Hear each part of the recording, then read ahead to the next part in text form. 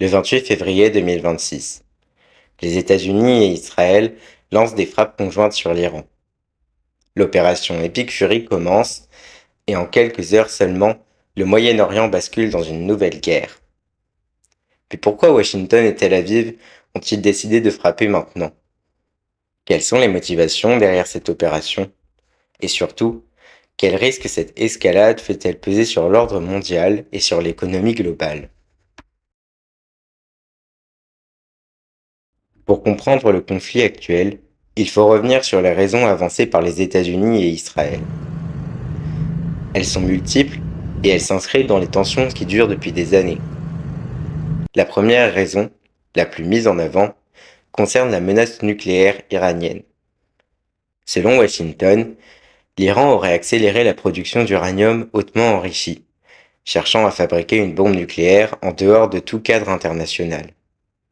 Une bombe qui, selon eux, menacerait directement Israël, mais aussi l'Europe et les États-Unis. That this terrorist regime can never have a nuclear weapon. I'll say it again. They can never have a nuclear weapon. À cela s'ajoute le programme balistique iranien, l'un des plus avancés de la région. Ces missiles peuvent atteindre Israël, les bases américaines du Golfe et même certaines zones d'Europe du Sud. Les États-Unis accusent également l'Iran d'être le principal sponsor du terrorisme mondial, finançant et armant des groupes comme le Hamas, le Hezbollah ou les Houthis. Iran is the world's number one state sponsor of terror. Pour Donald Trump, revenu au pouvoir, ces organisations constituent un réseau d'influence iranien qui déstabilise toute la région. Enfin, un dernier élément a mis le feu aux poudres, la répression massive des manifestants en Iran quelques semaines plus tôt.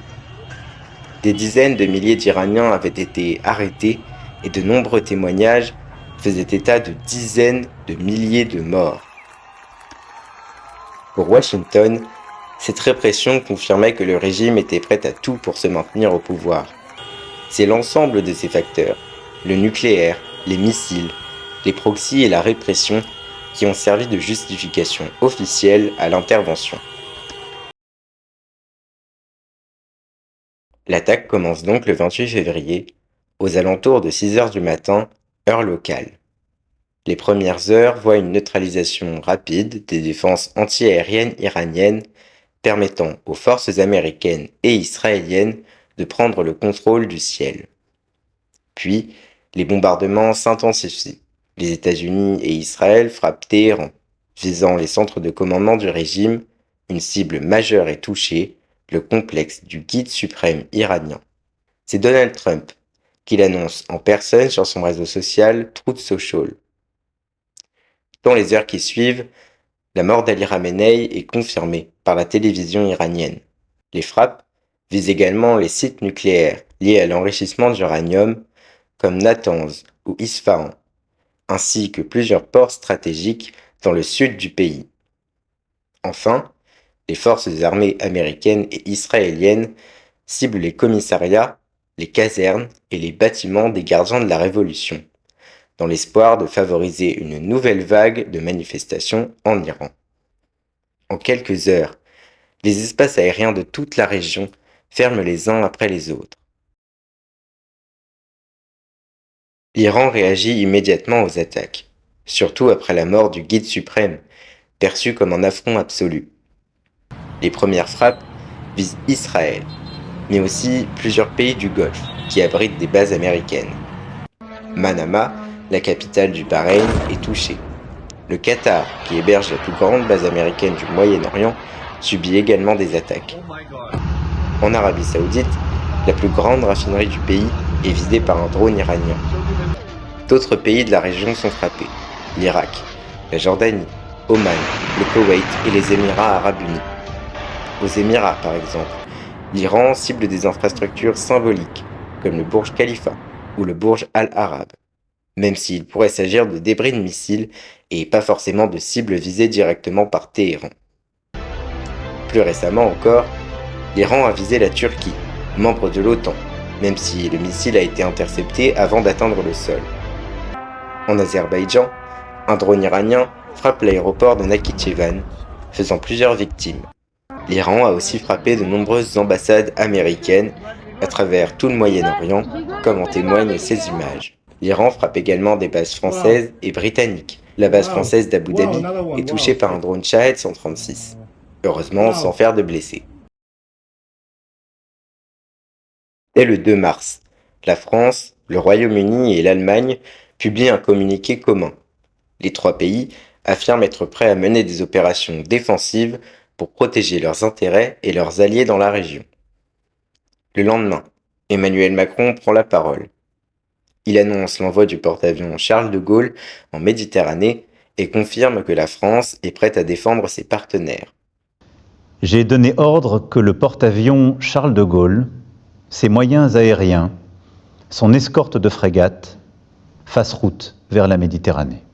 Nous devons être aux côtés de nos amis, de nos alliés de la région, pour leur sécurité et pour leur intégrité territoriale.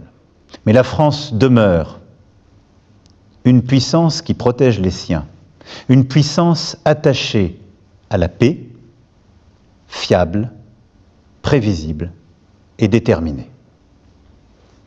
Vive la République, vive la France. Dans le même temps, Paris organise le rapatriement des ressortissants français bloqués dans la région, qui pourraient être jusqu'à 400 000. Les plus vulnérables sont les premiers pris en charge. La fermeture des espaces aériens a laissé des centaines de milliers d'Européens bloqués dans la région. Les alliés de l'Iran réagissent eux aussi. Les Houthis reprennent leurs attaques contre les navires en mer Rouge. Le Hezbollah intensifie ses tirs de roquettes sur le nord d'Israël. En réponse d'ailleurs, Israël frappe les bastions du Hezbollah dans le sud du Liban et dans les quartiers sud de Beyrouth, la capitale du Liban. Ces affrontements font craindre une nouvelle crise au Liban alors que plusieurs centaines de milliers de civils ont déjà fui le sud du pays. Le conflit a des répercussions immédiates sur l'économie mondiale. L'Iran rend le détroit d'Ormuz quasiment impraticable. Ce passage stratégique, par lequel transite 20% du pétrole mondial, un tiers des engrais, 15% du polyéthylène et 1/5 du gaz liquéfié se retrouve paralysé. Les exportations de l'Irak, des Émirats, du Qatar, du Bahreïn et du Koweït sont interrompues. Celles de l'Arabie Saoudite et d'Oman sont fortement perturbées. Les marchés mondiaux réagissent immédiatement, même si on reste pour l'instant loin d'un choc pétrolier comparable à celui des années 1970. La guerre se poursuit. Un nouveau conflit au Moyen-Orient avec des risques majeurs pour la stabilité régionale et pour l'économie mondiale. Jusqu'où les deux camps sont-ils prêts à aller ? Les États-Unis évoquent une campagne qui pourrait durer jusqu'à 100 jours. L'Iran, lui, affirme qu'il ne reculera pas.